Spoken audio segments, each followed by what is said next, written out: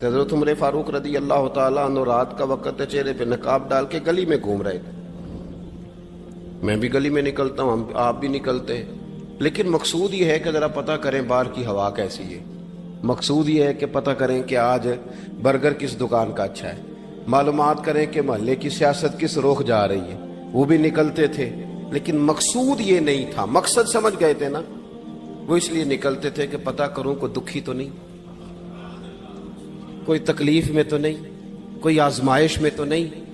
دیکھیں نا، کام وہی ہے، میں بھی کرتا ہوں، آپ بھی کرتے ہیں، ساری دنیا کرتی، لیکن وہ ایکم احسن عملا، کردار کس کا ستھرا ہے، ذہن کس کا اونچا ہے، ذوق کس کا بڑا ہے۔ زندگی وہ بھی بتا گئے، ہم بھی گزار رہے ہیں، لیکن وہی کمزور باتیں اور وہی روایتی گفتگو اور وہی لب و لہجہ اور وہی دنیا داری کے مخصوص سی ہماری گفتگو، فلاں کیا کر رہا ہے، کہاں پہنچ گیا۔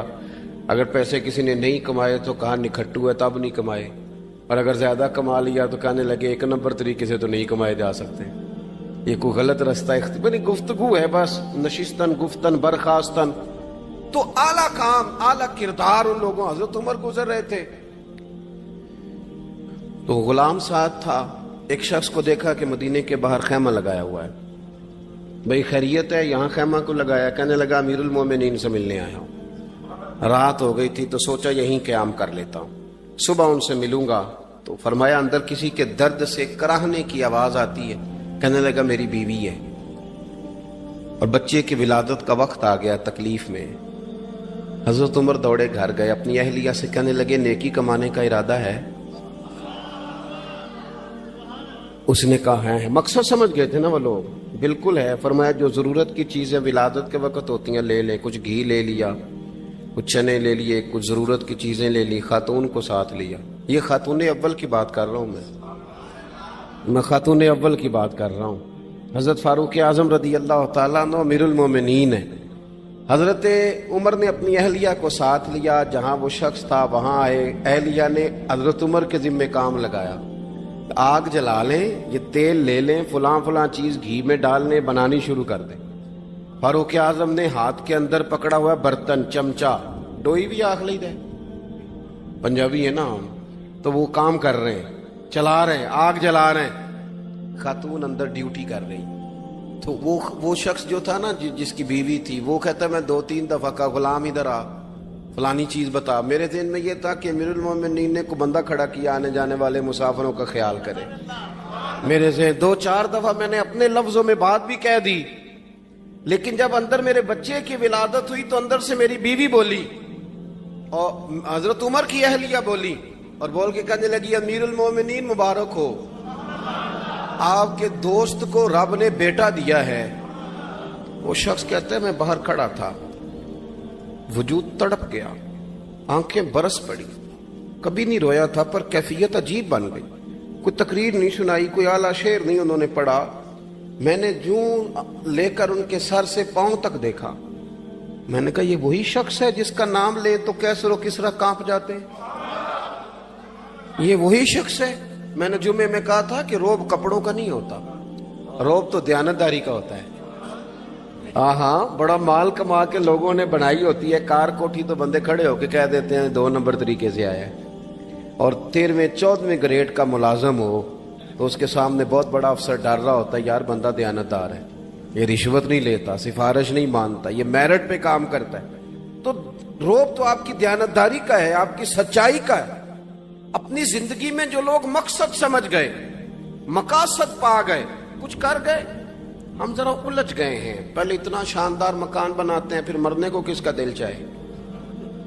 اتنی محنت کر کے جو ہے وہ کوٹھی بنائی ہے تو اب چھوڑ کے کون جائے؟ وہ تیار بیٹھے تھے، انہیں نبی کریم نے کہا تھا کن فی الدنیا کانک غریب نو عابر السبیل، تم نے مسافروں کی طرح رہنا ہے۔ او میرے بھائی، کبھی دیکھا ہے ایئرپورٹ پہ مسافر لڑتا ہو کہ میں نے یہ جگہ خریدنی ہے؟ اسے پتہ ہے کہ ابھی فلائٹ آنی ہے، میں نے تو چلے جانا ہے۔ ریلوے اسٹیشن پہ جو جگہ ہوتی ہے وہ خریدنے کے لیے لوگ رٹا نہیں ڈالتے، انہیں پتہ ہے پہلی ٹرین سے چلے جانا ہے۔ بس سٹاپ پہ جھگڑے نہیں ہوتے کہ یہ کرسی میری ہے، جانا جو ہے مٹی دیں تے مٹی رہنا ہی، ایویں کا دی بلے بلے आज मिट्टी दे उत्ते बंदिया ते कल मिट्टी दे थल्ले। इतना ज्यादा मकसद नहीं ना जब समझते तो बेचैन है, बेकरार। बाद लोगों ने इतने पैसे जमा कर लिए कि इतने खा नहीं सकते, इतनी जरूरत नहीं, लेकिन इसके बावजूद है कि वो दौड़ खत्म होने का नाम ही नहीं ले रही। हजरत सिद्दीक अकबर रदी अल्लाह ताला अन्हु अमीरुल मोमिनीन है। बादशाहों के बड़े बात होती है। हमारे मुल्क में ऐसे भी बादशाह गुजरे हैं कि जो सफर पे जाते थे तो खानसा में भी ले जाते थे, बावर्चियों को भी लेके जाते थे कि खाना मेरी मर्जी का होना चाहिए। हजरत अबू बकर सिद्दीक ने पानी मांगा, अमीरुल मोमिनीन, तो सहाबा ने ना शहद मिला पानी पेश किया। कोई इतनी लंबी बात तो नहीं, लेकिन सिद्दीक अकबर रो ही पड़े, और इतना रोए कि हिजकियां बन गई।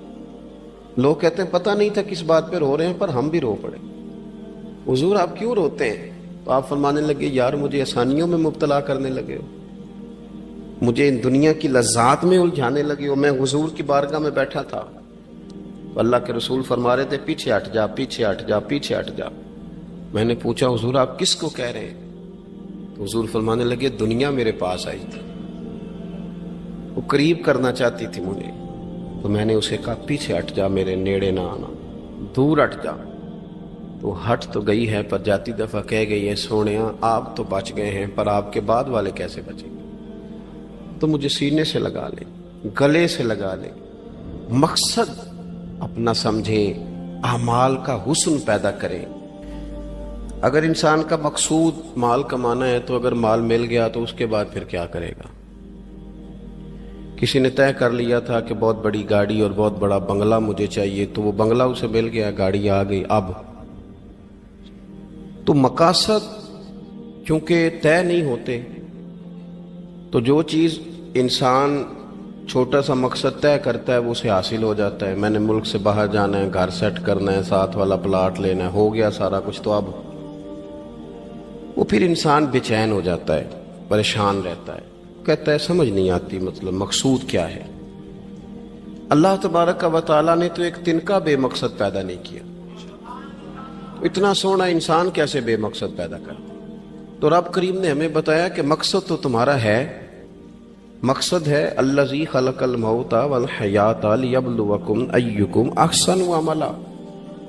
उसने मौत और हयात इसलिए पैदा की है ताकि पता चले तुम में अच्छे अमल कौन करता है, तुम किस कदर ज्यादा अपने रब की इबादत करते हो, किस कदर ज्यादा हुस्ने अखलाक का मुजाहरा करते हो, किस कदर ज्यादा लोगों की खिदमत करते हो, किस कदर ज्यादा तुम दीन की तबलीग में, इशात में, अबलाग में, तरवीज में किरदार अदा करते हो। बामकसद तुम्हें बनाया, बामकसद अच्छा तरीन अमल तुम में से कौन करता है। इसलिए मौत और हयात पैदा की थी कि तुमने सुथरे से सुथरे अमाल, बेहतर से बेहतर किरदार, आला से आला तुम्हारा अंदाजे जिंदगी। देखें हमने लोगों के साथ मिलकर रहना होता है, बहुत सारी चीजें ऐसी होती हैं कि जो तकलीफ का सामान बनती हैं। अब इन्हीं लोगों के साथ अल्लाह ने हमें मिलकर रहने का हुक्म दिया, इनके हुकूक अदा करने का हुक्म दिया, तो साथ साथ ना दरगुजर का भी कहा, माफी का भी कहा। जब इंसान माफी कर देने वाला हो जाता है, दरगुजर वाला हो जाता है, तो फिर वो बड़ा हो जाता है, बड़े दिल वाला हो जाता है, बड़े हौसले वाला हो जाता है, बड़े ज़रब वाला हो जाता है, उसकी जिंदगी हसीन होती। तो यहां आए थे कुछ काम करने, वो जो हमने मकसूद बनाए थे ना, मतलब अच्छे कपड़े, अच्छी दुनियादारी, अच्छी गाड़ी, अच्छा मोबाइल सेट, वो चूंकि मकसूद नहीं था, तो उन चीजों के हुसूल के बावजूद भी लोग परेशान हैं। मकसूद ये था कि बेहतरीन अमल, सोना अमल, आला तरीन अमल मेरे रसूल पाक सल्लल्लाहु अलैहि वसल्लम के गुलामों ने ना वो अमल करके दिखाया। आला तरीन मिजाज रखते थे और आला तरीन खिदमत, यानी लोग उनका किरदार देख के ना, किरदार और अमल देख के, हम तो लंबी तकरीरें करते हैं, बातें करते हैं, बड़ा कुछ बताना पड़ता है, लेकिन वो बस थोड़ा सा ना लोग उनके पास उठते बैठते थे, आते जाते थे। इतनी दौड़ है कि आगे बढ़ के और लेना है, और लेना है, हाल में मजीद का रट्टा, वो समझ गए हम ना अड़े हुए हैं। बहुत सारे लोग ऐसे हैं जिन्हें सही